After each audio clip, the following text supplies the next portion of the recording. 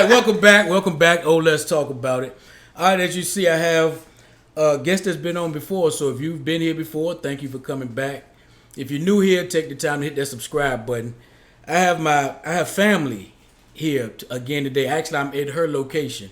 I have Karllette, and we're not gonna waste a lot of time with the introductions and stuff. She's been here. You can go back and watch the 3 previous videos that she's been a part of. The first one was on mental health and spiritual enlightenment. The second was actually her mother was with us, and she sat in on that one. It was a mother's journey from religion, and then she came back again, and I believe we talked about the effects of religion on the mindset. Mm-hmm. So we back again because as we grow and as we go along, we evolve sometimes so quickly that it's so much to catch up on, so much to talk about. So we're going to get right to it. What's been going on since the last time we did this? Well, since the last time, spirituality is with religion, that they say study to show thyself approved. Mm-hmm. Well, spirituality is the same thing, but what we're studying is the power that we have. And for so long, I was talking about this last night with my mom, that in Christianity, we're taught to solely focus on Jesus. No matter what, don't lose sight of God. Don't lose sight of Jesus. Right. And it makes you forget about who you are, who you come from, what powers you have. To the point that you're so focused on Jesus that you don't even see that the things that you have, you worked for. No matter what it is. I was trying to explain it to someone not long ago. She was talking about working and this and that and giving thanks. And I said, but I'm going to take credit also. She said, but who woke you up to go to work? I said, but I worked. Regardless if you believe that part, I'll let you have that. Mm-hmm. I went to work and did the work, so I can't just give that credit away and take myself totally out of it. Mm-hmm. But go ahead, continue. Mm-hmm. And then I was just thinking about the transition from being a Christian to where I am now, and I know I'm going to evolve at an even higher level. Mm-hmm. And the reason I thought about that is how we just talked a few minutes ago, how my mother, I wish I could pull up some of the messages quickly, but she sends me inspirational messages every day. And she was just saying, being that our ancestors chose you to be bold enough to come out and to put the work in to see where we really come from and help this family evolve as a whole, from my mother to my children, that's beautiful. That's to my grandchildren. I grew up believing that I had to be baptized and saved and worship Jesus, where my grandchildren will not be taught that. They are going to automatically know the power that they have. Right now, they know the power that they have. Perfect example. The beautiful thing is religion would actually be strange to them. Instead of when we were in religion and this was strange to us at first, they're going to be looking like, why are those people in that box like that? Why are they limiting themselves? Go ahead. Exactly. Yeah. Perfect example. Grandbaby, 3 years old. She was having a little meltdown. We were in a restaurant. Mm-hmm. And I took her outside. And I let her know, look, because she was fighting with her cousin. Okay. So another 3-year-old. So I was like, you can't let anybody get you upset like that. Take some, 3 years old. I'm teaching her this. Take some deep breaths and walk away, okay? Now get yourself together. We're going to go back inside. I put her on the other end of the table. She played with her little toys. That's already teach her at 3 years old. You control your feelings. Wow. You get what I'm saying? It's a lesson. And that's from a therapeutic standpoint with what I do for a living as well. There's a lesson in that. Yes. Teach your children at 3 years old. They have control of themselves. Because a lot of times our usual response would be to take them outside and whoop their butt. Exactly. Instead of teaching them something. Because you whip my butt, I'm going to cry and now I'm going to be quiet because I'm scared. Exactly. Go ahead. Exactly. Yeah. So, I thought about what my mom said and how I've transitioned and evolved. My children, my grandchildren, some of my relatives, my best friends, even my grandmother is evolving at 85 years old. Wow. You know what I'm saying? So I was thinking about the fear that I went through initially because I was taught to be a good Christian literally since as far back as I can remember. So I thought about how scary it was. Like, damn, if I die today, I could possibly go to hell because now I don't call on God. And you know, I forgot how it goes, because for real, I want to unlearn everything that I learned. So at one point in time, I could spit scriptures out like I don't know what. I tell people that. When my kids would go to bed, I would tell them, give me a word. Make them give me a scripture. You know what I'm saying? So, you know, it was like at one point I could quote the Bible. Now I don't want to. So if I ever sound unknowledged or not aware of the scriptures, it's because I don't want to. Because at one point in time, I could quote scriptures that pertain to my life, your life, the world. I don't want to be able to remember those scriptures anymore. But anyway, whatever the scripture said, you know, if you deny God, he'll deny you, or however that scripture goes. I went through that fear. You know what I'm saying? Because all I knew was prayer and Christianity and working in a kingdom. Well, it's a whole lot of kingdoms if you think about all these kingdoms they call the church, the kingdom. But I had to think about the fear of that. Then I went through the anger stage. And the anger was, y'all lied to me. And when I say y'all, I'm talking about people I trusted, whether it was pastors, family, friends, whomever. Y'all lied to me, and y'all made me deny myself peace of mind. And when I think about denying myself peace of mind, you know, with the marriage, when you get married before God, and how, you know, all these rules that you got to stay in your marriage or else God will not honor the divorce. Right. Whatever the scriptures are. Because like I said, I don't want to remember them. I knew them back then when I was oppressed. And it's oppression because we as people, men and women, because for so long we would think about how the Bible speaks so much about slavery and it basically puts women down. Well, no, it puts us as a people down. You know, so that's what I'm saying by evolving. I look at it as if the Bible not only did it oppress our ancestors who were stolen from their land, made to be slaves, and had to accept this religion whether they wanted it or not, just so they could live. But then I think about the fact that it continues on through generations, and we're learned to be abused. I was going to ask you that. I was going to say, being in that field, is that a form of abuse? Yes. Religion is a form of abuse because it teaches you to accept things that if you thought with your own conscious mind, you're not going to accept them. Another question, if you're familiar with it, I forgot the name of the book that they used, the DSM something. Yes, I can't remember the... Okay.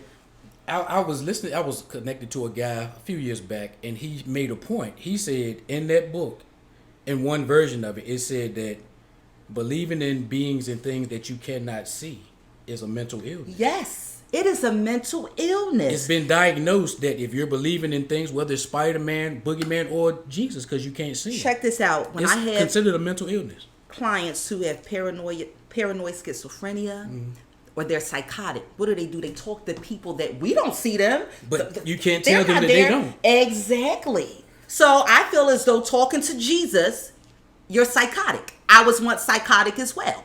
Because I am constantly praying for something, and the things that I did get, I didn't even pray for, which was a nice house, a nice vehicle, a good job. I didn't pray for those things. All I wanted was peace and to be happy.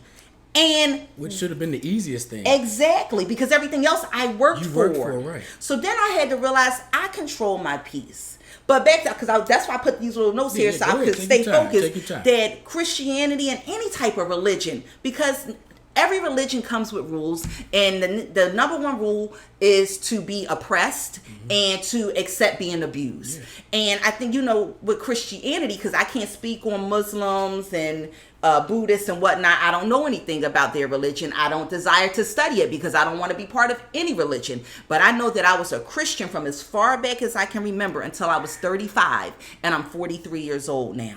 And I know that Christianity taught me that it's okay to be abused because God is going to fight your battles. Oh, turn the other cheek syndrome. Yes. Vengeance is mine. Yes. So you're taught to never defend yourself. Exactly. Never? Never.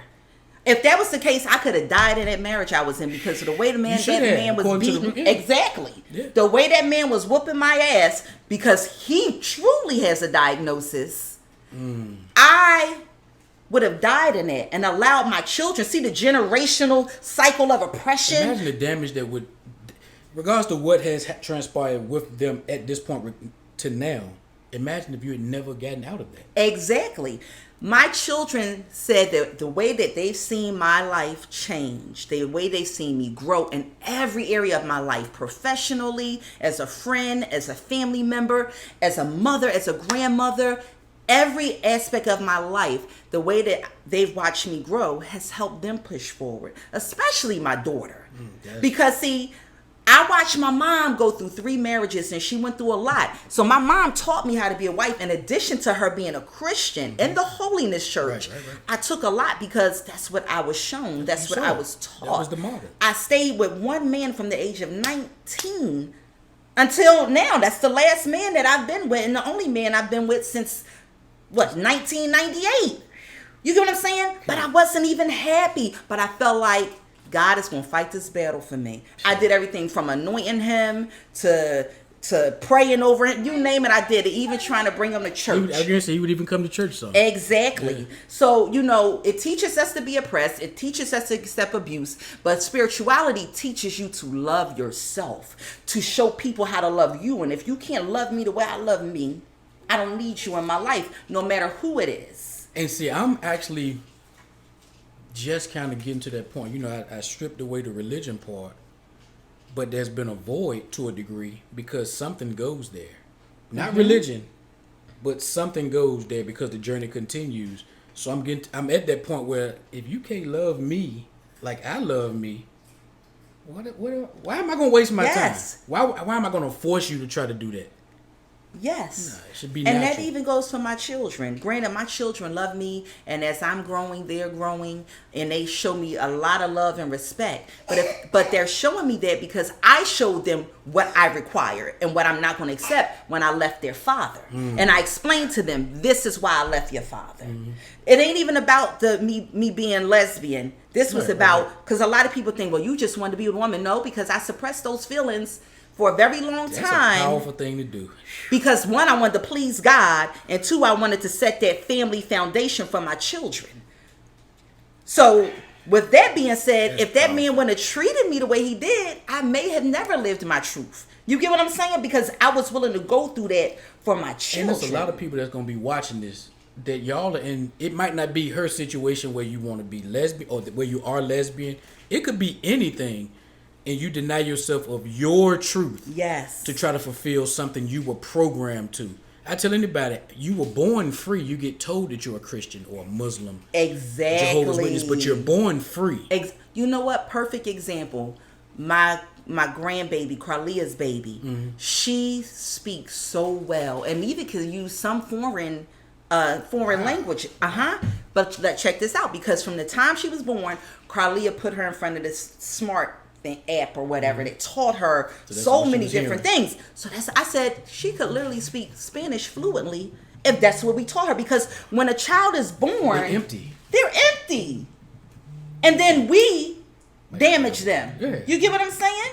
So and then we blame them for the damage. Exactly. We never want to accept it.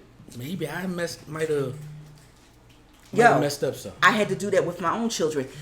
Even though I've been out of that situation for over 5 years now, I still have to apologize to my children to this day.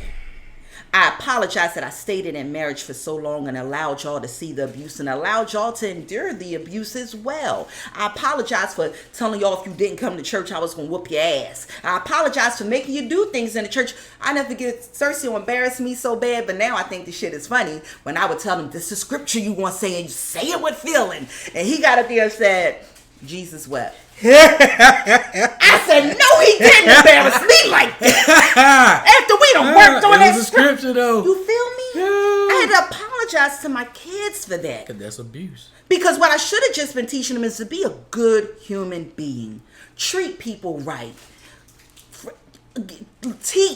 Learn things that will help you grow and help you become an influence to wherever you are. Whatever room I walk in, I want to brighten someone's day. Good energy. Just with my energy. Not even with my words. Right. You get what I'm saying? So I still apologize to my children for that. I hate that sometimes when people feel that good energy, they automatically assume I'm Christian. I'm like, why can't I? So I can't just be a good person. I have to be, what church you go to? I'm like, so we've been here all this time. We've enjoyed each other's, regardless to what the setting is. Why is that what you assume? Exactly. Why can't I just be a good, wholesome person? Exactly. And now where I am as a spiritual being, when people tell me they're a Christian, they're getting ready to tell you something, and I know you done heard this. Well, I believe in the Lord, or I'm a Christian. That's a red flag for me. I don't want to hear what you getting ready to say, because if it can't just be coming from you, and you got to give me the God thing in the beginning, we don't even need to go no further, because now I don't trust you. Right. Because you're not speaking for yourself. Exactly. I can admit that any decision I've made in the past for real, I'm going to say consciously in the past 5 years, but unconsciously as a Christian, I was making my own decisions. You feel me? Because I made the decision to believe in something that's not real. So with that being said, in the past 5 years, every decision I've made, I've consciously made knowing this is my decision. I ain't pray about it. I ain't fast about it. But you know what? They've all been good decisions. Some that might not have turned out the way I wish they would have, but I could own that because I know I consciously made that decision. Exactly. So I know where to adjust. I don't have to go back and say, well, Lord, you need to give me the answer. I thought I did it right. Like, no, okay, this is what I did wrong, or this is why I didn't go right.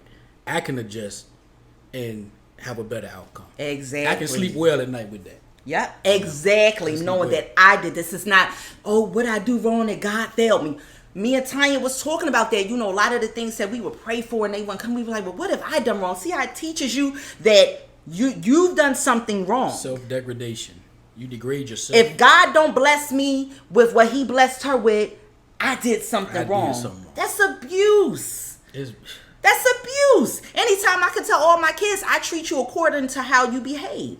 What does that mean? I tell them, I'm a goddess in my own right, because I have the power we have power over our children. Like you just said, we can develop their minds from birth. Right. And a lot of times it determines who they become. I can honestly say what my son did was wrong, but I know there was a lot of trauma in my son's life, a lot of anger there because of the adults, which were his parents, failed him. I can admit that. So to a degree, you have to take responsibility too. Exactly. So that isn't always the case. Right, but when you really stand out and you say, well, what happened in his life that I could have helped change that? I could have left that nigga a long time ago and been a mom who I am now, who my son tell me when we on his jail calls, yo, Mom, I love you so much the way you are. I mean, and you know what I told my son? I said, I'm just going to say this. Maybe Christianity gave me a little foundation so I wouldn't be no wild ass 20-something year old. Because really, it's a lot of stuff I could have done in my 20s that I did not do because of Christianity. I wanted to make sure I went to heaven and be a good Christian. So I can say all through my 20s and half of my 30s, I didn't smoke, I didn't drink, I didn't listen to secular music. Everything was Jesus. And bro, I was in church Wednesday, Friday, Sunday, Saturday. Traveling, in the Word, choir, everything, teaching Bible study.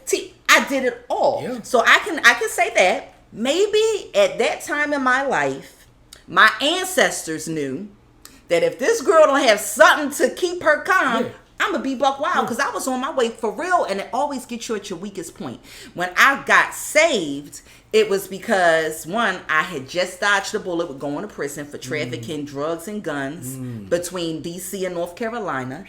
And my sister was in a car with me, and we thought we was going to get our kids taken away from us. So you see where Christianity gets you at a weaker point in your life. So it's like, all right, God, if you get me out of this, I promise I ain't going to do it no more. And I didn't. But he didn't get me out of that. The decision on my own saying, bitch, you ain't trying to go to prison, and your child is in foster care possibly. You get what I'm saying? Right. But, so I can honestly say, that was a stopping point where I really looked at my life like, I can't live like this no more. So what was next for me? Being that I was around Christians, and my mother was a missionary and everything in the church. See what I'm saying? The parent. So if my mother would have came to me and said, Karllette, you need to make a better decision for your life, and then put God in it, I would have done that. But my mom told me, you need to get saved. You need to give your life to God. You need to get married. That's the default. Exactly. When everything goes wrong, because that's all we've seen, the default is go to Christianity. Exactly.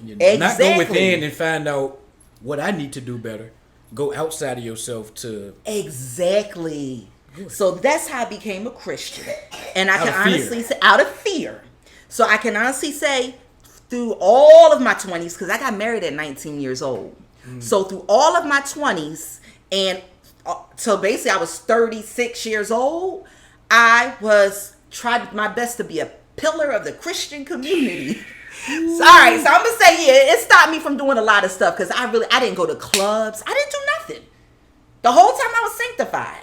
But I can say that the turn in my life happened at the perfect time because my children were getting ready to face the most challenging years of their lives as adults. So instead of me throwing, you're going to go to hell and God ain't pleased and all that other bullshit, I can tell them, look, so what you going to do about this? What you going to do about it, right. And this is how I'm going to help you. And God ain't got nothing to do with this. All of my kids, and again, they all going to see this podcast, so I'm not going to say anything that's not true. Okay. Because some people can't believe it when I say this, bro. Okay. Every last one of my kids, I bought them their first car. I got 4 kids. The only kid I didn't buy a car for was CJ because he never had no license. All my kids, I got them their first car. Okay. I got them their first place, and I furnished it. And put food in it. Okay. And paid all the first month for 4 children as a single mother. My daughter, I didn't have to get her own place because she was military. But when she finally came out of the military, whatever, my kids, they say that I'm their God at the end of the day because, Mom, you always come through. Literally. Mom, you always come through. And whatever we prayed for, they said, we kept praying for you to get out of the house with Dad. CJ just said to me a couple weeks ago, he's like, Mom, I remember that time you packed all your stuff. And I was like, man, she finally leaving. And I didn't leave. You know why I didn't leave? Because I didn't want God not to be pleased with me. That's why I didn't leave that man. And the crazy part is sometimes we think we're staying for the kids. Whole time the kids like, look, let's go.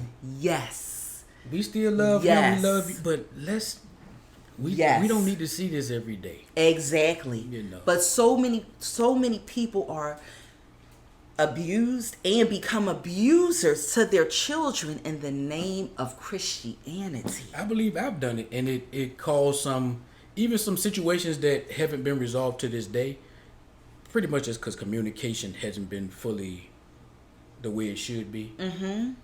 And I even take responsibility for some of that, but I know a lot of the damage came from when I was a Christian. Mm-hmm. Yeah. And them not understanding fully where I am now. Sometimes it may look crazy from a distance because you know we crazy. Right. We the crazy ones. we That's free, fine. Crazy. That's fine. I'll be crazy. We do what we want to do, so we crazy. But being able to have that communication is very important. Something else I was about to ask you. Okay. In relationships, were you at that point when you and Treese first met? I was in the beginning stages of evolving. Okay. Because what I find is that's really the biggest red flag for me. Or the biggest hindrance, me knowing at some point I'll have to let them know, look, I ain't with that.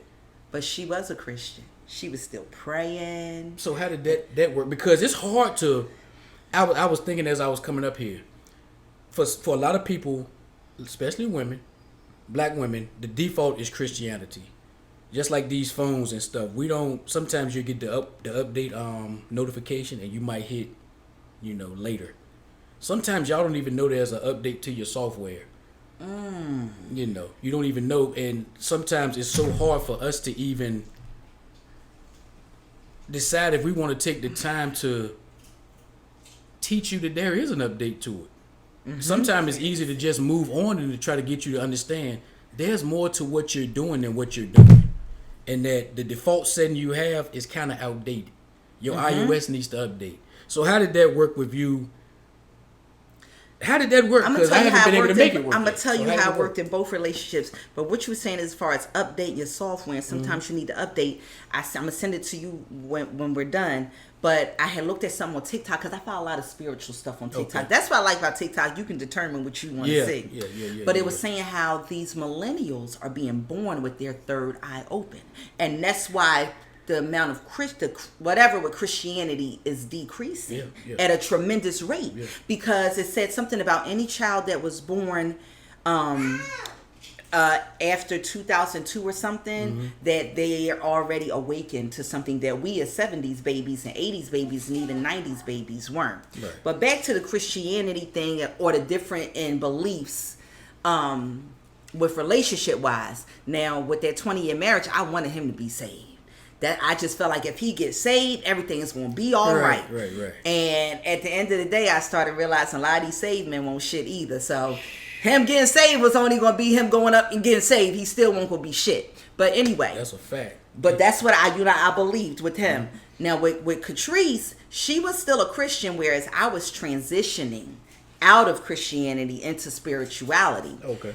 I just had this conversation with my mom last night because my mom is single right now, and she really wants to meet someone. She only 61 years old, but her thing is at 61 years old, I ain't got time. If she met this one guy, they talked for a little while, but he was 1 minute he don't really believe in God, but then the next minute he show up with a big cross around his neck and talk about Jesus. We don't like the fence straddlers either.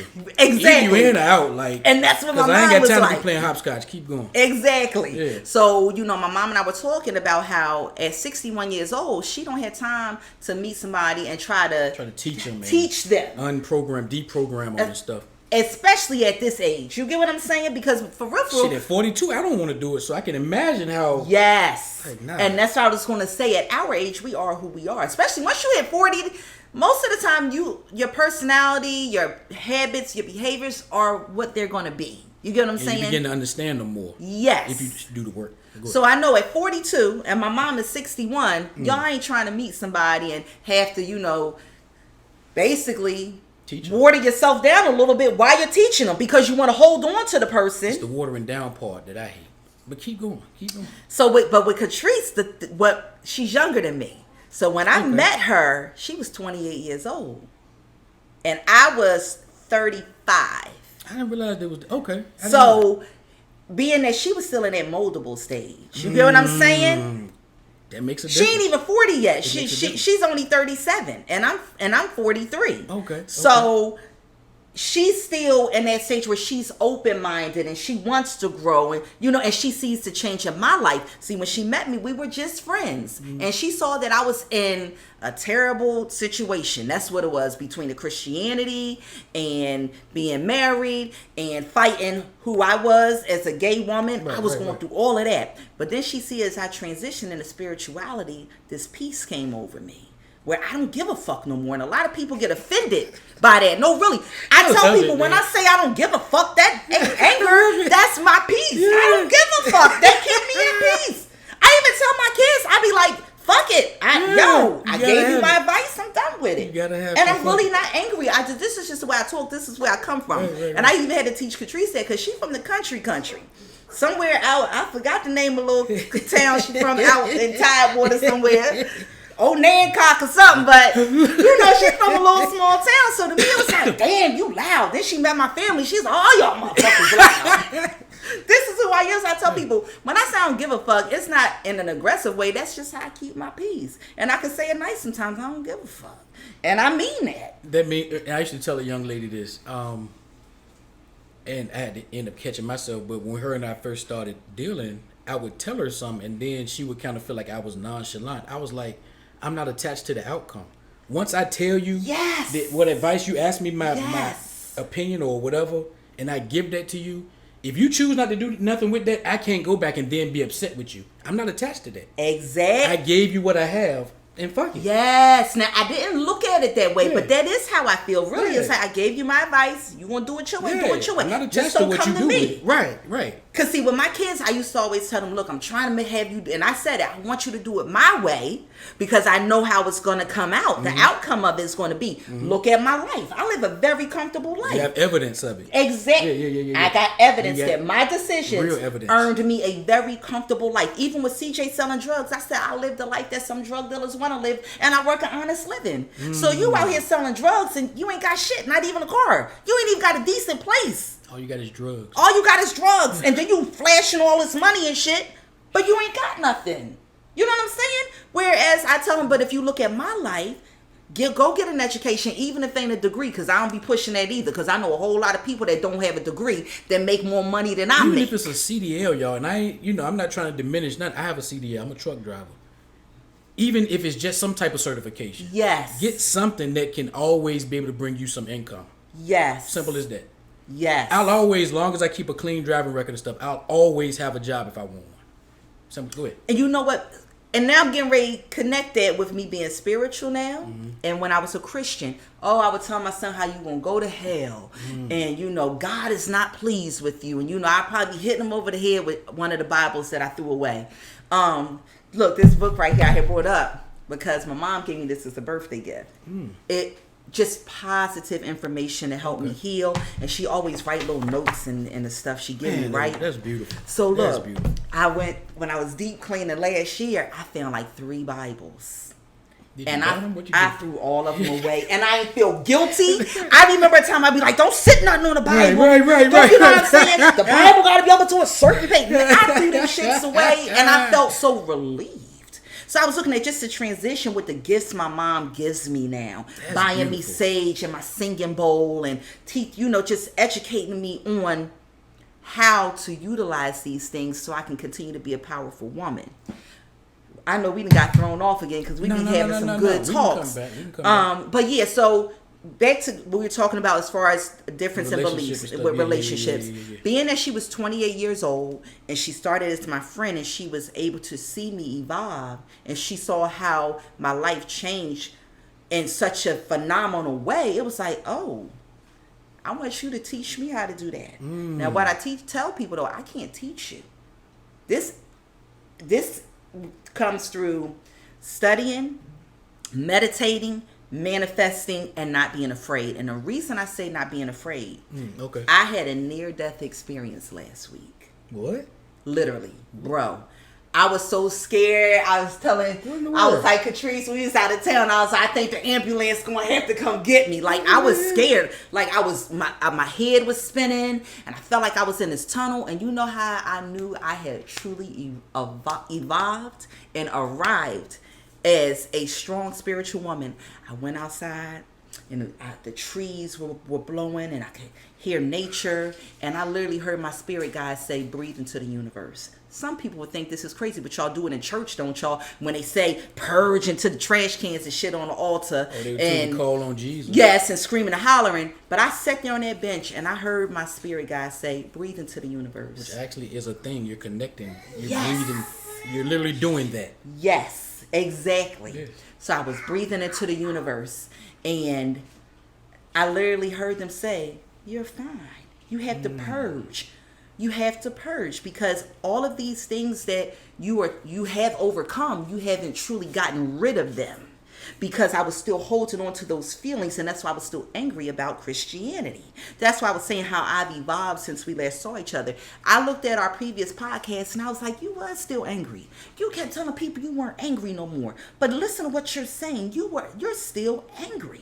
So I went back upstairs and I was on the elevator. I was like, spirit guides. I don't call him Jesus. But even when I thought I was literally about to die and ready to call the ambulance, I never even thought about that. Because they say that Jesus will be the last name you call.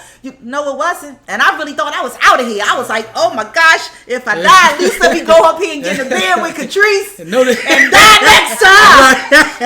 Yo, bro, I'm serious. That's truly how I felt. But it wasn't that I want to call on Jesus or I'm fearful that I'm about to, you know what I'm saying, go to hell because that's the thing. Why does it have to be out of fear? Okay, you got saved out of fear. Now I'm about to die. Why does it have to be fear that saves me? Everything is fear-based. That makes no sense. Everything is fear-based. Then I started thinking about what's the purpose of prayer? If they say God already knew who we were, when he created us in his own image. Well, I gotta ask you for anything. I gotta ask? You already know what you're gonna do in my life. You know what thoughts and this and you that. know what I'm gonna do. You know what I'm saying? Yeah. So, and then it's like, so when y'all pray for things, y'all don't trust y'all God that what his word said? Because I understand purpose of prayer. If God already know what you need and it's already there, you just got to wait on him. So what you praying for? Crickets, they probably thinking about that right now too. I'll give him a little pause. It's kind of redundant. What are you praying for? So you saying that he might be wrong? So God, think about this, because even though you already know what you're going to do, and thy will be done no matter what, I'm just going to pray about it and see if I can help you change your mind. Perfect example. Makes no sense. I've lost some very, very, very close relatives. I want to talk about that. Keep going though. You might go on down the path. And I I know my family prayed because most of my family are Christians. Praying family. But at the end of the day, that prayer ain't changing nothing because that was God's will, right? So what y'all pray for? If God was going to do it anyway, whether he was going to heal the person, take the person away, his will is going to be done, right? So what we praying for? Right. It doesn't make sense. But I can say now, when I don't even go to funerals anymore. I stopped going to funerals. My cousin Ray died. Oh gosh, Ray died I think in 2016. Yeah. Man, time flying. Wow. When my cousin Ray died, that was the last funeral I went to. I couldn't take it no more. You know what I'm saying? And I'm gonna tell you what I couldn't take, that because that's when I was going through my transitioning. God, if you so real, why would you take such a... I could handpick some motherfuckers that you could take that ain't putting nothing good out in this universe. And that's just being honest. Okay. If you want to take somebody, why are you taking good fathers, good husbands, good... It was Montel's funeral. And I'm going to tell you one reason. Of course, I was at my brother's funeral. But, okay, that was the church we used to be a part of. I felt so alone in there. I cried like other people. I had no one. All the people that knew me, I had no one. Other people had people. I was really in a building full of people and I felt alone. Because I knew some people, whether that was yours intentions or not, I was alone. And I realized this is not an energy I want to be a part of anymore. Yes. Whether it's that place or any other, I don't want to ever be in there and feel alone because I'm not a part of the process of what y'all do. Yes. Just can't do it. And that is why I don't go to funerals. Yeah, I can't do it. Because all of that hoopla and trying to preach that person and the people there into heaven, and I don't have time for that. Because to me, I truly believe, and I just lost one of my closest cousins the day before my birthday, yo. Yeah. And when I say this is the first year I ever laid in my bed all day. I believe it. I was sick, yo. I just knew that he gonna make it because our family need him so much. And he was the epitome of a father. He was a man. He was that definition, man. He was a man, and his name ring bells many places. But I was just sick. In fact, shout his name out. Patrick Moore. Patrick Moore, and I know that name ring bells everywhere. Yeah. And when I say we were tight, like literally, I went through my messages up until a week before his death. Just how positive he was, even knowing I'm getting ready to leave y'all. Went to his vow renewal in Virginia Beach back September 19th, if I'm not mistaken, but it was that weekend. And when I saw my cousin, yo, I told my other cousins, I'm gonna tell y'all now, I'm gonna be a bag of tears the whole time, because I didn't want to accept the reality of it. But lo and behold, he left the day before my birthday. I laid in that bed all day sick. However, being that I know who I am as a woman, and I know who I come from, well beyond slavery and oppression, I know who I come from. I said, you know what? I'm going to meditate, manifest, channel in with my ancestors, and I'm going to feel awesome tomorrow. That's the difference between manifesting and knowing your power and prayer. Because there were times that I was hit with some deaths in my family or even some really hard situations, and that shit had me down for weeks. And I was praying though. I was going to church. I was praying. I was fasting. I was doing everything that I felt was going to help heal me. And that shit went on for weeks. That marriage went on for 20 years. But I knew that if I put in the work, I'm going to feel better tomorrow. And I felt 100% better. And you never had to have the thought of whether they were going to heaven or hell. Exactly. Because I believe in transitioning. Either you transition into a loved one who was already here, or you're going to be reborn through one of your descendants. So that's where I find peace. And I find peace in it because I have actually witnessed it. I have actually witnessed loved ones. You could just see, like, man, that's how, for real. And I'm just going to use my son. I ain't going to say such and such, because you know a lot of Christians, they quick to say, well, it could happen. It could. Everything is could. Make up a story just because it sounds good. But now I'm going to use a personal experience, and that's through my own son. Okay. My youngest son, when I found out I didn't want any more children because I already had 3 kids. The first 2, 23 months apart, and then my 2 oldest boys are 18 months apart. Okay. So I didn't want any more children, but went ahead being a good Christian. I'm playing when I say that. I was being a good person because it was meant for my son to be born. Right. But, because really abortion had crossed my mind, right? But I was like, oh no, the Lord is not going to be pleased with that. So anyway, when I was giving birth to him, the cord was wrapped around his throat. And they had to keep turning me because they said he was going to die if that cord didn't come from around his throat. When I birthed him, he was literally dark purple from head to toe. He was gone. My father was murdered in 1979. But when we look at my son and my aunt in Philly, who was very spiritual, she told me, you gave birth to your father. Even the way he came into this world, he literally fought to come into this world. And now, Sergio, he's the splitting image of my father from head to toe. My father was an excellent skater. In Philly, that's what they did. Sergio, now he's picked up that. This is something he just picked up a few months ago. It's just certain things that I didn't know my father because I was only 4 months old when he passed away. Okay. But what my family has told me about my father, that's my father all over again. Even the way he loves me. I got different relationships with all my children. All my children love me. But Sergio, even when I was with his father, was my protector. He would whoop his father's ass when it came to his mother. Once he got to that big enough. And I kept telling him, these boys gonna whoop your ass. Little boys either. But Sergio, being a baby, and he was the last one at home when we moved up here to Chesterfield, it was just me, him, and his father.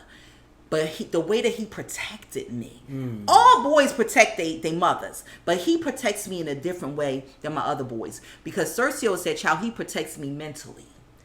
Emotionally, he's the one. He'll talk to me on the phone for an hour right now. If he's with one of his chicks, he be like, yo, this is my mom. So it's a different bond and connection. So with that being said, I truly believe in ancestors being born through their descendants. So that's where I find peace with death now. Even with, losing other loved ones, like a couple of my aunties that I lost, and I see a lot of my habits changing, and it was their habits. And those were my aunts who were very spiritual. So that's where I find peace with death now.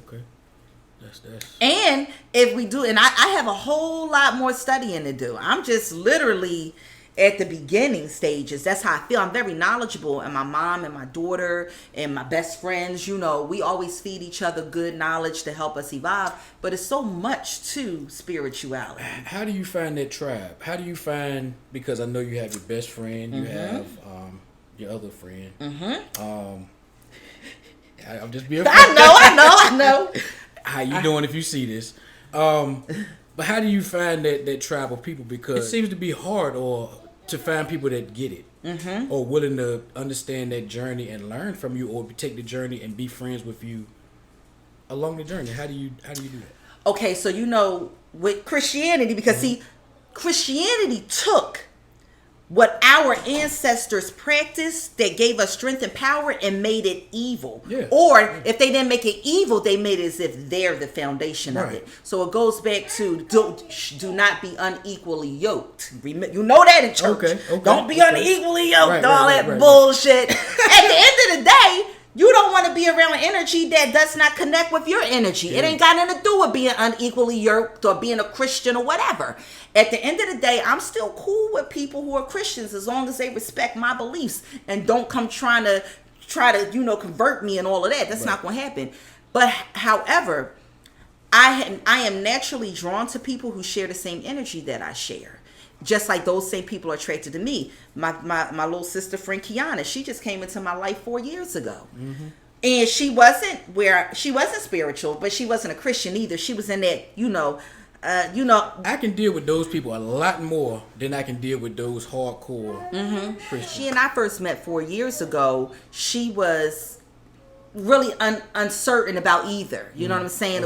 She was taught about Christianity through her grandmother, but at the same token, she wasn't in church like we are.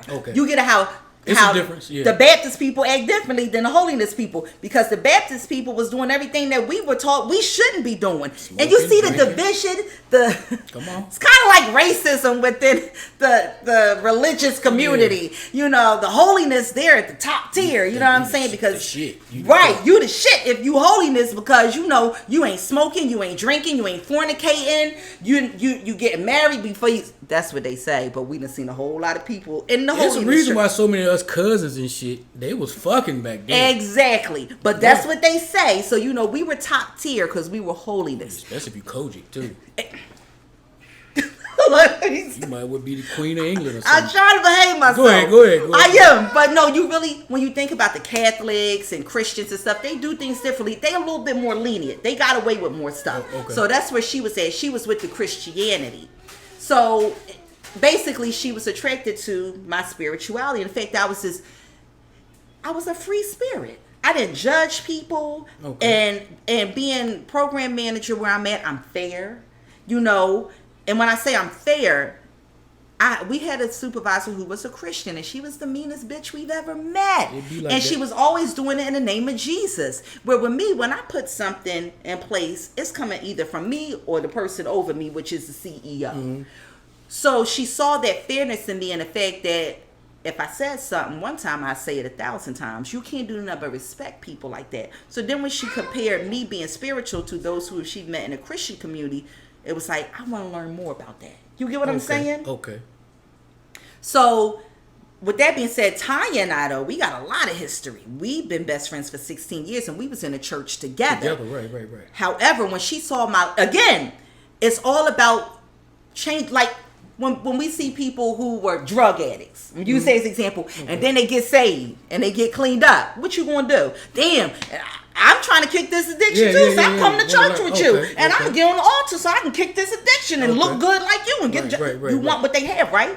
So with the Christianity, me and my best friend both were Christians and deep in it, but then she saw how I started evolving with spirituality, and she was still going through depression, fear, finances fucked up, just life fucked up, and she's still, going to church and doing everything that she say she's supposed to do, but I'm doing a total opposite and getting great results. Exactly. So what she did, Karllette, I need to learn more about this. You get what I'm saying? It goes both. If people just open their eyes and think, the only difference is religion is oppression. You ain't free to do shit because you got to focus on Jesus. You got to focus on the word no matter what. Oh my gosh, I respect it when the older people in my family say this, but it bothers me. Don't tell my kids put God first. And all you do, put God first. Don't tell my kids that shit. Because not that they listen. But what does that mean? People, what do you mean when you say that? Put God first. Basically, don't think for yourself. But then you're following what? Because everybody has their own version. Even every church has their own version of what different scriptures mean, or how do you do this? Or I even remember one church, one pastor said that pretty much the only sexual position you're supposed to do is missionary. Yes! You can't do oral, nothing. Yes! I'm like, how does a person have the right to stand in front of you and tell you how to have sex? Because you know what? It started, if people really think, it started with when they brought our ancestors over and oppressed them. What did they want them to have sex for? To breed, so that the slavery could fucking continue. Right. They would take the strongest ones and put them together. So they give you these rules. Ain't that something? It's rules to everything except to what you put in your body. Ain't that something? Because every church function I've been to got ham biscuits and fried chicken. Ham biscuits and high blood pressure. Okay? Whereas now, I can go into me being a spiritual person. I don't eat any meat now. And I feel so much better. But yeah, so back to changing the way we eat. They teach you to fast and all of that, but they don't teach you. Again, I think I said this during the last podcast. I stopped eating meat because of how inhumane it is and the fact that animals have feelings. Okay, and I'm not eating anything that got the same body parts I got and it has the same reproductive system I have. So these animals is having sex with each other to reproduce. I don't want to eat that. Those are feelings. You can't go somewhere and get a fish leg or a fish breast. You know what I'm saying? So why do I want to eat the parts? That's how you mix. That's real, their body. You get what I'm saying? It just sounded funny, but Really, but really, when you think about it, you go get, I want filleted salmon. Either the only way you get seafood is filleted or bone in. You get what I'm saying? But why would I want to eat a chicken leg or a pork belly? Those are our body parts. They feel the same thing we feel. You might make me back vegan just after this. And then when you look at how they treat these animals, or even with chickens, they don't even fully develop before y'all killing them just so y'all can hurry up and get the supply and demand together. And then do we think about, okay, if they're under distress, what's released in their body when they die? What chemicals and things? How do we feel when we get nervous and scared? We start sweating. Adrenaline stuff. You're releasing things the toxins. within your body. Yeah, you're coming out. eating that. And then we wonder why we mad, why you sad. Because you're eating all of those feelings. All those feelings. So once I stopped eating meat, and I haven't eaten any meat since June, I feel great. Everything. Energy in every way. Energy is there. Yeah, when I was vegan, hey, my fiance was like, "Man, turning 43 did this to you." I was like, "No, I don't eat meat no more, so I don't feel sluggish." You don't eat dead things. Yes, you eat life. Yes, exactly. I eat things that give me life. Yeah. Even down to my skin. I used to have really bad skin. It was because of what I was putting in my body. But Christianity didn't teach me that. Like you say, you can go to a funeral. The person that died could have had high cholesterol, high blood pressure, diabetes, sickle cell. Then y'all will go serve all the high blood pressure food. Yes. After the funeral. Yes. And then granted, there and are then some. Bless it. Then say y'all somebody bless the food. Exactly. Bless these diabetes. And pray that the Lord take anything out of it that is no, that piece of ham. That piece of ham is still in there. When they say that shit, though, Lord, please take anything out of this that is not. So I would hope He didn't let the people put it in there. I mean, even when I go on dates, girl be like, "Say the blessing," I'd be like, "Nah." Look, because once I hear her say that, I'd be like, "We ain't got but one or two more of these dates." Yeah. Say the blessing. Like, when people, I respect people when they pray and say grace and stuff. I respect them by staying there wherever it's going on at, but I don't bow my head. I'm not closing my eyes. None of that, because I know who I am as a spiritual being, that I'm protected. I'm covered. Yeah, it doesn't bother me. If that's your ritual, I'll stand there and wait till y'all finish and let's eat.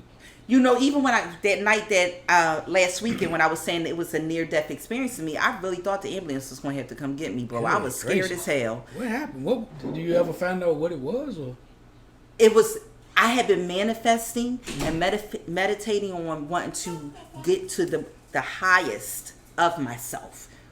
And think about it when you give birth. Well, you don't give birth, but when we give birth is when our body goes through all of these changes. Okay. Your blood pressure rises. You feel nauseated. You go through pain. I was experiencing birth, and I literally heard my spirit guides tell me, "Walk into your purpose. Okay. Accept who you are." I've had people tell me I'm a witch. Well, if I'm a witch, I'm a good one, because I ain't out here trying to put no curses on anybody. Yeah. I'm just manifesting greatness for me and my family and anyone who I come in contact with, even down to you. You get what I'm saying? Anybody I make contact to, I manifest greatness into their lives, because I see you and I relate on so many levels. But the only thing that I can't relate to with you that bothers me is that you don't have the support that I have. And I'm being so serious, bro. When I think about it, it bothers me. Even my family who still are Christians, they still show me respect. And they don't treat me any differently because my belief system has changed. I only have a few that do. Of course, my brother and sister, we will always be good. Oh, definitely. But I have some that I've had to cut off because to them, I'm lost. It's like, so no, I'm not angry overall, but I'm angry that I still got to deal with that. Like, y'all can't see past that. All the other things I do, it ain't gonna make this about me. But not having that support system it is hard. It is hard to not have a best friend. And I have some close guy friends that they kind of straddle the fence with. They kind of believe in a higher power or believe in God. But still, I don't have anybody to relate to at my level. And that can be tough. Most definitely. That can be really tough. Most definitely. Yeah. So, yeah, that's why, when I meditate and I go through manifestations, whoever cross my mind. It's like whatever it is that they want in their life, I want it to be supplied to them through their own work. So your work is continue to be you. Just continue to be you, because the changes in your life, it's going to attract others who once thought that you were crazy. They're going to be attracted to that. I struggle with that. And I'm going to tell you, but I'm myself, but... And I'm sure once I get away from certain areas and certain people, it won't be as bad. Which I paid my last month's rent for the office I was renting yesterday, because I'm cutting all financial ties with that place. But what was we just saying? As far as you evolving and people being drawn to you because they're going to see the positive changes in your life. Once I'm able to get away from, as I'm working on now, the people that only see that image of who they thought I was, because I'm having to combat that a lot of times. Who y'all think I am? Some people still, hey, bro, Crawley, and I'm gonna tell y'all, nigga, I just got finished listening to the worst rap song in the world. Like, what are you talking? Why are you calling me that? Right, respect Or they think me. they still have to call me that because they're not sure where I'm at, so they think they still have to refer to me a certain way. It's like, you don't have to do that. So as far as being myself, I do it, okay. On one hand, I know what I'm up against, but then I'm always getting positive messages from people I don't expect it from. Sometimes even from pastors. Keep doing what you're doing. Keep doing what you're doing. I'm like, and I appreciate it, but it's like, say it up front. Say it up front where everybody else can see you say it. Don't just say it behind the scenes. Right, exactly. Because that's support, but it's not really public support. Exactly. Just like y'all want public support and people to come back you up and speak up when you speak. Yes. A brother need that sometime. If you, look, thank you if you hit me up and say, look, the stuff you be saying, I be listening, I don't say nothing. Well, no, sometimes say something. That support matters. But I'm going to let you keep going. So look, with the most serious changes in my life, and this occurred before last weekend when I literally legit thought I was going to die, bro. Catrice, she was like, babe, I didn't know what was going on with you. I came in the bathroom, I was in there just throwing up. And I wasn't drunk or nothing. I'm serious. But I was just vomiting. But my spirit God said me, no, all of that, you had to release it. Good. Because I'm really getting ready to go to a higher level spiritually. And see, you realize with spirituality, there are no titles. In a Christian world, either you just a servant, oppression. Ain't that something? Those of us who are just sitting out in the congregation, we the servants. But then you got the different levels. You got your deacons and your missionaries. Even though y'all say y'all are still servants, but what you need a title for? It don't make sense. If we all servants, we all servants. Why certain people got titles, and the ones with the titles be doing the most bullshit? Because I think y'all really do know it's nothing to this. Because as the servants, we really working hard because we want to get that title. Ain't that something? And then you got the people who got the title who just doing everything. But with spirituality, there are no titles. So when I say I'm evolving to a higher level, that means I'm evolving to a higher level so that my children and my grandchildren and all the generations coming after them won't have to go through what we went through. Okay. And I see you have the sage and the bold and things there. What are some of the things that you have done and that you do to keep yourself grounded in that, in your spirituality? I heard you mention meditation. Yeah, I need to calm my nerves too. Yeah, what do you go through with that? Do your thing. I'm serious. Sometimes when I'm in the house, real rap, because I got my singing bowl here. Okay. And this is Palo Santo. This gets rid of any bad energy. Let me see it on the camera. Oh yeah. That's my Palo Santo. My sage. My sage, I do this almost every morning before I leave out. I just burn my... And listen, y'all, it works, but you got to do the work too. Yes. Like, I haven't burnt no sage, but I'm saying I might need to. I don't know. But you still got to do the work, because some of y'all, a couple of y'all I dated that burnt sage, y'all was crazy as hell because y'all won't doing the inner work. So your house was just smelling like sage. Y'all just burning. Now let me tell you. Just burned up sage. We might have been smoking some weed or something. At least we got some type of difference. Let me tell you, when I burn my sage, because right now I'm just manifesting growth for you, for me. Thank you. I receive all of that. Me and my brother here, we've been tight almost 30 years. But, daily, I got a lot of sage for my birthday, right? Okay. And somebody said, Karllette, they going to think that you trying to be a witch and cast a spell. I said, see, this was a Christian. I didn't know the difference of y'all taking the non hole and putting crosses on heads. This was a Christian. On my head. do your research, okay? Because this is all about positive energy.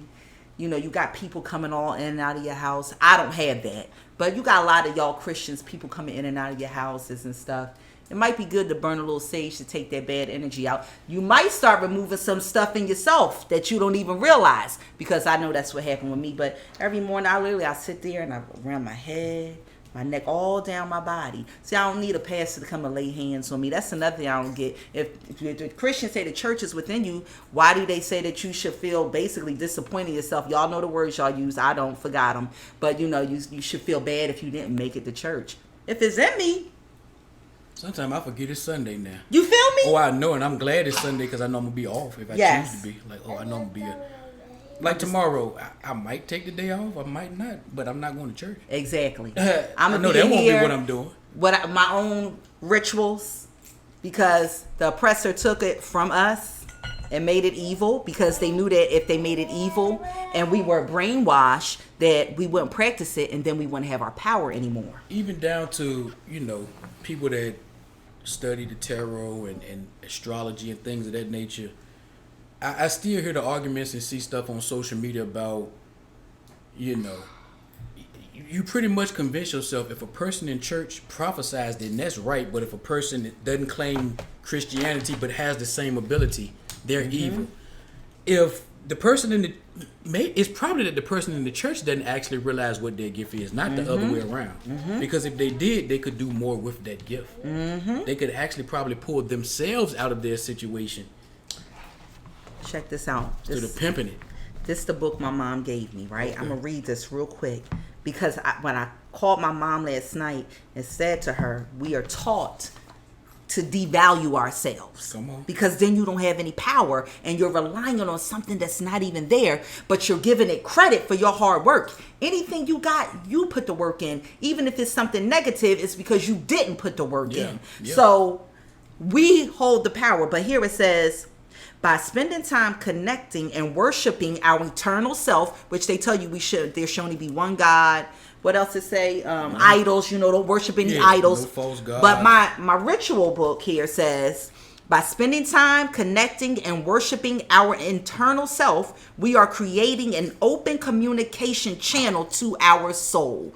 That is why they made burning of sage, meditation, believing in the power of crystals. They made those things evil, and it hurts me to see my black people look at burning sage as something evil, believing in the power and studying of crystals as something evil. If you do your research, the oppressor took all of that from us so that we could not do what it says here, channel into our souls, the source of our creation, and shifting our state of consciousness closer to enlightenment. But y'all will read a Bible that teach you how to be a slave and how to be oppressed and how to only rely on something you cannot see, feel, or hear, because it does not want you to be enlightened. So me burning, every week I run a nice salt bath, because you know the salt gets the impurities out. And when I let that water out that tub, any impurities are going down that drain. Is it a specific type of salt? Because somebody's going to be... Some going to watch and not want to listen, but some are going to listen even in the background and say, let me take notes. So is it a particular type of salt? Just regular Epsom salt. Okay. Because we have so many things in our homes and our cabinets that are natural healers, but you will go put all types of medication in your body. All the spices and stuff can be used. Exactly. Turmeric. Yeah. Like I said, the salt and the cinnamon I put over. Ginger. Yes. The salt and cinnamon I put over my door frames to keep all after I sage, because I don't know who my kids brought up in here real quick and before they left home, but I know two people that done been up in here. I don't like them. People, ain't nothing wrong with me saying I don't like them. But I needed that energy out of here. So I sage, open my doors, open my windows, all that negative energy to go. And then I put the salt and cinnamon over my door frames to keep any negative energy from coming back in. Okay. And then every week I run a salt bath. And I put a little lavender in there for the fragrance, peppermint oil, all of that to open up your senses. Yeah. I turn my lights off, burn my white candles. You need to, because that's purity. Okay. Burn my white candles, have my singing bowl, And I create energy by using my singing bowl. I have that here. It's not going to work right now because you literally, it's a tone you have to set. Right. You know, in church, you know, they just go up and lay hands and shit on you. You cannot do that. You have to literally find the right frequency. You have to find the right frequency, set the tone. So like I said, I burn my candles, my bath. I play actual tribal music through my speaker. Because you remember, it's like with a church. What they do, they play the music. It's all connected to Africa. Exactly. Yeah. That's why I gravitated toward the drums, because of African drumming. Yes. You know, if you took the time and watched some of those videos, what we do, even in the clubs and stuff, a lot of that comes right from Africa. We call it twerking and stuff, but they do it. Yes, straight from our ancestors. So no one can make me feel wrong or make me feel wicked because I'm practicing what my ancestors practiced. So yeah, I set the tone. I play my tribal music. I smoke a little herbs because that elevates my mind so that literally I can be enlightened. I believe that's another reason that they made marijuana legal for so long, because if you do your research, they said that the black jazz musicians in Louisiana was seducing the white women with marijuana. The enlightenment of the mind. Think about what marijuana do when you smoke it. It's a beautiful thing. And I've experienced during meditation going to a whole nother place, literally. I manifested that I want to go back as far as my ancestry goes. Because, you know, we're taught in school for so long, slavery. They don't tell us anything about our ancestors prior slavery. Nothing. They don't tell us anything. So it's like, I want to go as far back as my bloodline goes. And I literally woke up, not consciously woken because my eyes were closed, but I went as far back as my ancestors go. And Kiana made a joke of it, but before I even told her, she was telling, she knew it. She said, "You was in the rainforest, won't you?" I said, "Yo, for real, I was." And I literally could see myself from outside of myself to know that I come from royalty. I know I have powers, and it ain't got nothing to do with Christianity. And you know, I manifested that I wanted whatever ancestors are living through me, because I know there are several ancestors living through me. When I study my ancestors and I see their habits and their likes and their dislikes and their strengths and their weaknesses. What resources do you tap into to study? What ancestors? What are you reading? What are you watching? Now that comes from talking to the older people in my family. Okay. The oldest living person in my Moore side is my grandmother. She's the oldest living person. Okay. So I asked her about her mother, her mother's mother. Wow. You get what I'm saying? And for her to be that age, that was way back. Yeah, my grandmother was born in 1935. And she still got a keen mind. You know what I'm saying? So for her to be able to tell me about her mother, and then her grandmother, my grandfather. Then with my family in Philly, my oldest aunt that I have a connection with is 71 years old. Okay. She gives me history as far back as she can remember. Remember, it's the knowledge is passed on. So my grandmother shares with me what her mother shared with her. And her mother shared with her what her grandmother, you get what I'm saying? Wow. So that's how I learned about who I come from.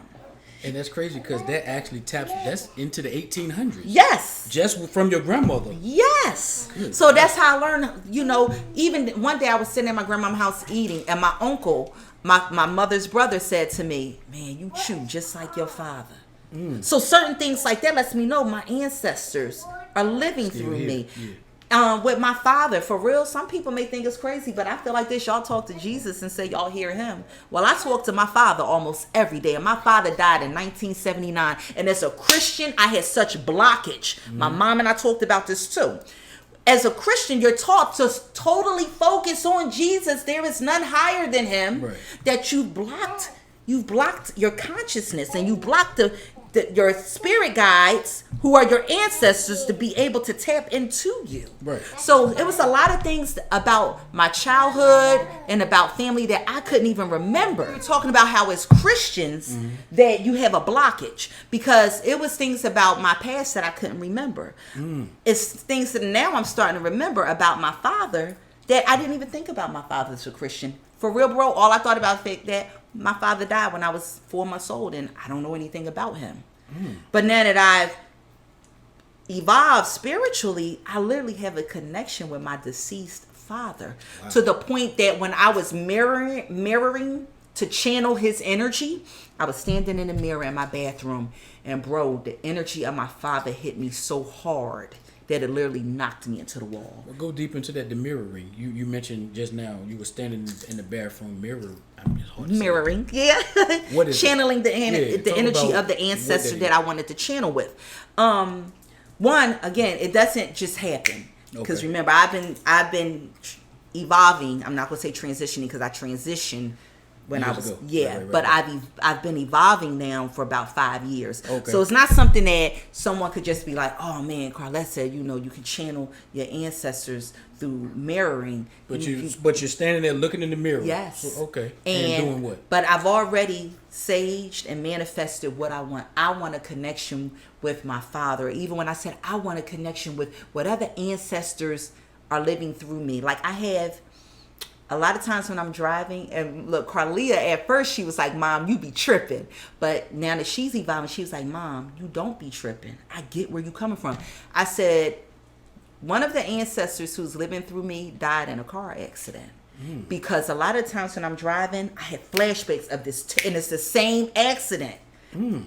I've only been in one car accident in my life, and I was rear-ended, and I'm fine. But this accident was a head-on collision, and it was on a rainy day, and it was older cars, like back in maybe the 20s or 30s. I'm so serious. So, but I manifested that. I said, any ancestor that's living through me, I want to feel their energy. I want their thoughts to be my thoughts. But did you know that prior to, or you had the premonition or whatever, and then?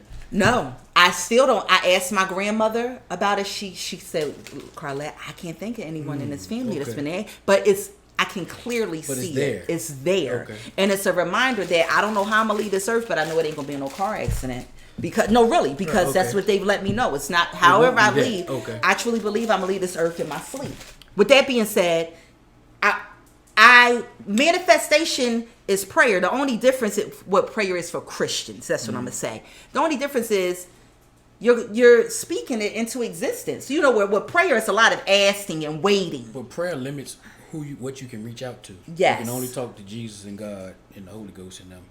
Manifestation, it can go wherever you need it to go. Yes, that's what I was going to say. I literally speak it, and I don't have to wait a long time either. Even with things in my children's lives recently, we were getting jobs, and even things in Catrice's life that has happened recently, and where some people will go to Jesus and pray about it. I burn my sage, and I sit in my salt bath, and I meditate, and I manifest. This is what's going to happen. This is what's needed, and it happens literally within a day, a week. But it's right, because we have that type of power. We have the type of power that they tell you have in church without actually teaching you how to use the power.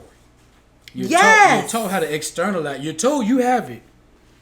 But everything you're taught to do teaches you to depend on something else but you. Yes. Everything but yourself.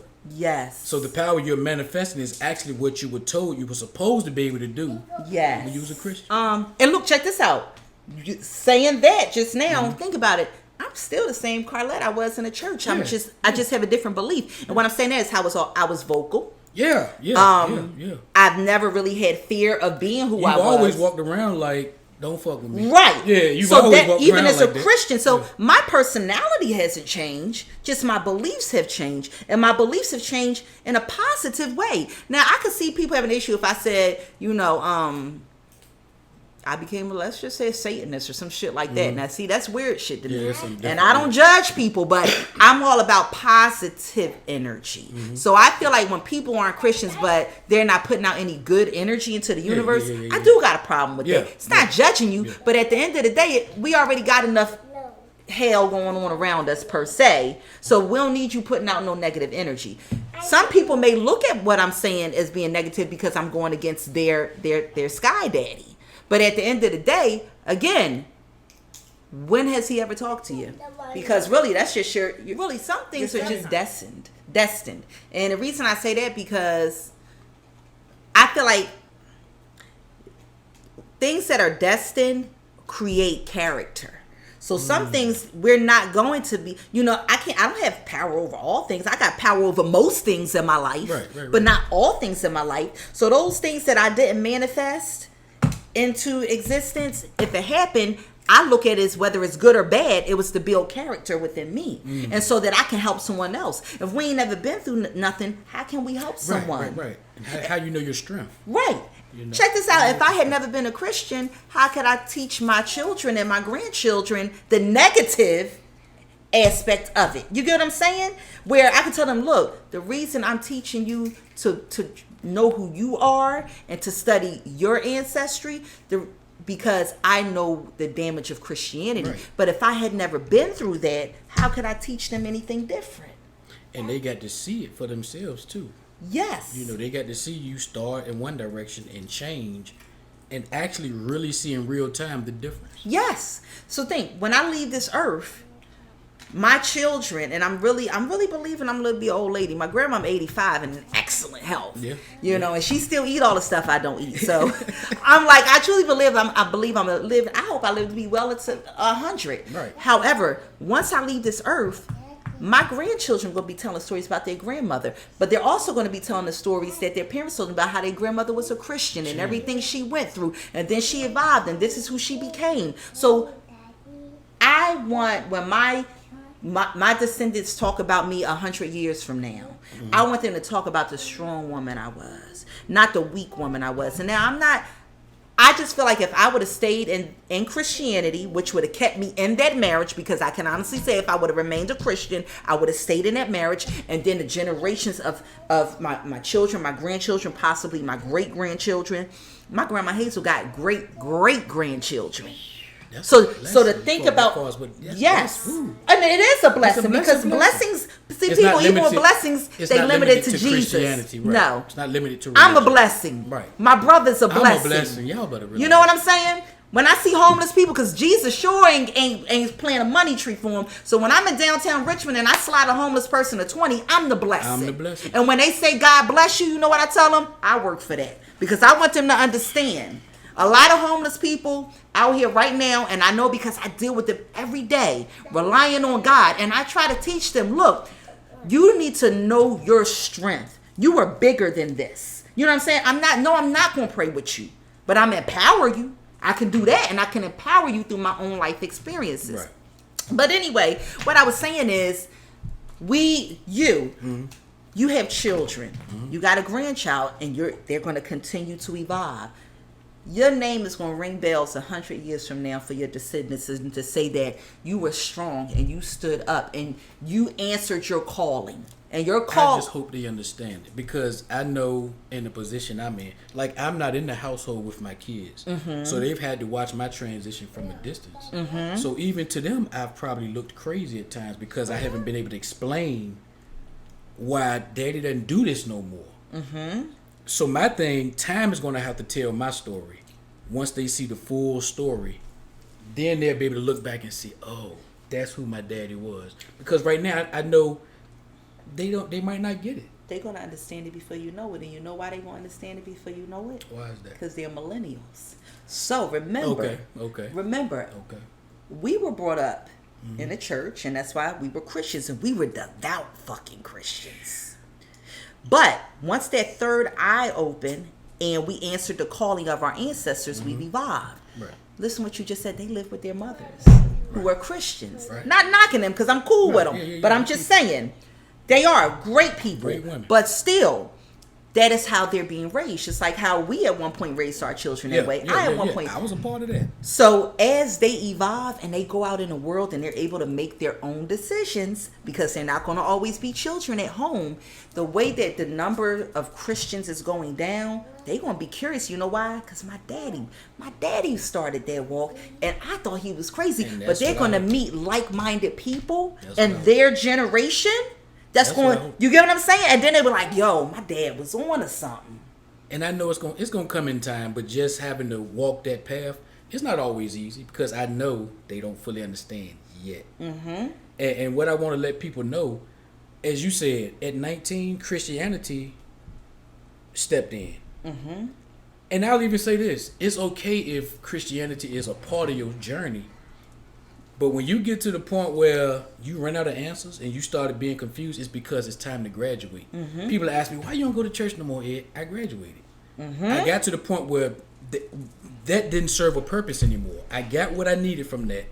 Like you said with you, it interrupted a time in your life where you might have been your most destructive. Yes. I can So in a way, it saved your life in yes. some regards. Yes. It caused some trauma on one end, but it kept you from going off the deep end.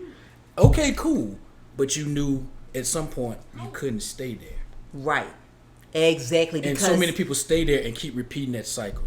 And they trick themselves to believe that they're happy. And the reason I say they trick themselves to believe they're happy, because I know what I went through in a marriage that I was faithful. I was committed. Not only because that's just the type of woman I am, but also I didn't want the sky daddy to put me in hell. So I made sure I dotted my I's and crossed my T's. But and hold that thought. And I'm gonna go on the other end of that. I was kind of mostly faithful, but we both did some things along the way. And that even made me wonder, if I'm so saved, why I can't stop wanting these women like this? Mm-hmm.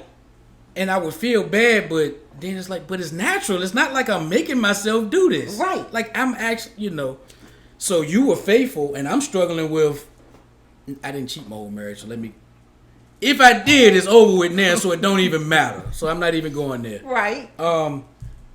Why am I so drawn to this? I pray, I fast, I do the Daniel fast, I lose weight, I lay on the altar, I pray for people, Woo. I get prayer, I do everything. You could preach your ass off too. Thank you, but I'd be ashamed of that sometimes. Yep. Me too. Yeah, it's like, I said I hope they done threw away them DVDs when I was in that pulpit, because I never forget I spoke on homosexuality and how I ain't lying, bro. I preached on. and that's crazy. I preach because you know what? But I can admit, see. What I respect about myself is that I can admit right now, I was talking to myself. I was fighting my own self. Literally in the pulpit, I'm preaching about how you shouldn't be gay because what is it, Leviticus or somewhere? So you're trying to convince yourself. I was trying to convince myself. Good gracious. So I can admit that. So if anybody ever throw up that DVD where I was in the pulpit preaching against tattoos, and I done lost count of how many I got now. But again, I was one of the people that when I'm in it. So it's like if I'm gonna push Jesus, I'm gonna push him like dope. All the way, like dope. You know what I'm saying? And I'm gonna live by his word. Yeah. And I was beating my own ass in the pulpit. That's tough. Good gracious. You know how hard that is Yes. mentally. And I know it's so many other people going through what I went through, but you are tricked to believe the wait on God. We literally wait on something that's not there. If somebody can give me a real life situation where you know that Jesus was there, because right now Jesus ain't no different than Jay-Z to me right now. And the reason I say that is because Jay-Z, you see how he's evolved spiritually, him and Beyonce. Yeah. When I look at what they're doing over in Africa, I know some people feel like, well, they're not doing it here in America. No, they went back to their roots. They went back to the roots. Even how they dressing, him with the hair, people talking crazy. Like, y'all understand, this man is tapped into, he's thankfully financially, he's able to put himself in a position where he can freely do that. Yes. Exactly. He can freely do it. So I do look at him, I look at you as a God. You know, some people, I look at anybody who is putting out good energy and enlightening others, you're a God, because that's what gods do. We uplift each other. We enlighten each other. We believe in putting out good energy. I even got a rule, 15 minutes. That's the most I'm going to dwell on anything negative. And I stand by that. That's good. 15 minutes and I'm walking away from it, and I'm not going to be mad because that limits my energy. That limits what I feed myself. That limits what I feed others. But you got some Christians, they be mad as hell for forever. Holding grudges. We're talking about, but it'd be the first ones that preach forgiveness. Exactly. You can really, if people, and again, there are some good Christians out there. There are. I'm not saying. Let me. There are some good people that happen to be Christian. There you go. Because if you took away their Christianity, I believe they would still be good people. Most definitely. Like us. Like we us, right. still the same people. We were good people that happened to be Christian. Yes. Go ahead.